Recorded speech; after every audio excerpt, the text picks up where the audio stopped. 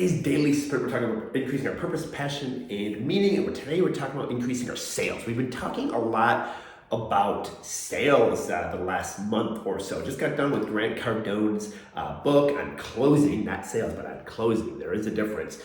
And I want to tell you a real live scenario of something that I just got awareness of that I'm going to be working some kinks out in my heart. We are at our Venice home. We had just closed. And a door-to-door sales guy came and he knocked on the door and we had guests over and our guests were kind of ran away. And then I was kind of like this and, we're like, Erica, answer it. So that's the first thing.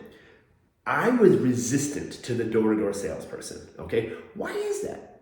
Why did I choose resistance? Why was I like, oh, it's a sales guy. I don't want to answer the door. You answer the door, okay? And this is very interesting what happened. So I already had a negative connotation for sales. So let me ask you this. If you have a negative connotation for sales yourself, are you ever going to help someone solve their problem? Are you ever going to use your product or service to help the max amount of people solve their problem using your product or service? No. Because if you yourself are resistant to sales people that help people solve their product, your people's problem, you're never going to want to sell to others. Okay, that was the key thing that I in my heart, I was like, whoa, that's huge. Why am I resistant to this? But it gets better. So he's talking, he's trying to do the rapport thing. That's another thing. People don't need to know, like, and trust you to have you solve their problem, okay? He tried, he's like, look at the little dog. And I'm like, dude, what are you selling? I just yelled at him, I'm like, what are you selling? I got some courage up. And he was selling actually cockroach removal. Well, in Venice, or in Florida period, there are these little, they call them palmetto bugs. It's just a nice way to say cockroach. Ooh, yeah.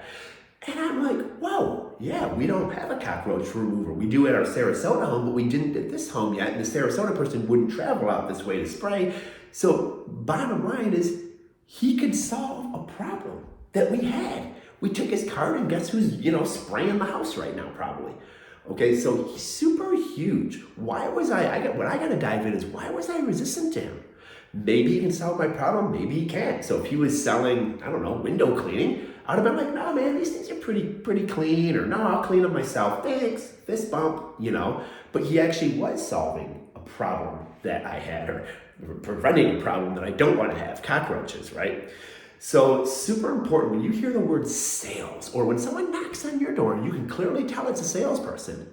Are you like, do you not answer? Are you like, oh, mom, I got it last time? Do you do the nose goes? You put your hand on your nose and whoever does it last has to answer? Well, here's the thing. If that's you, okay, kind of how it was for me, you want to explore that. Because when you go to sell your product or service, you're going to be that same person, okay? You're going to be like, oh, I don't want to be the salesperson, okay?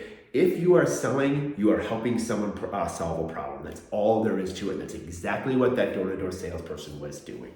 So super important that you get tried and true and real with yourself as far as how you view salespeople. Because if you sell products, or if you solve problems with your product or service, and you don't like salespeople, then you're going to very much limit your impact. Hopefully that makes sense to you. Thanks for tuning in. Have a great growth-driven rest of your week.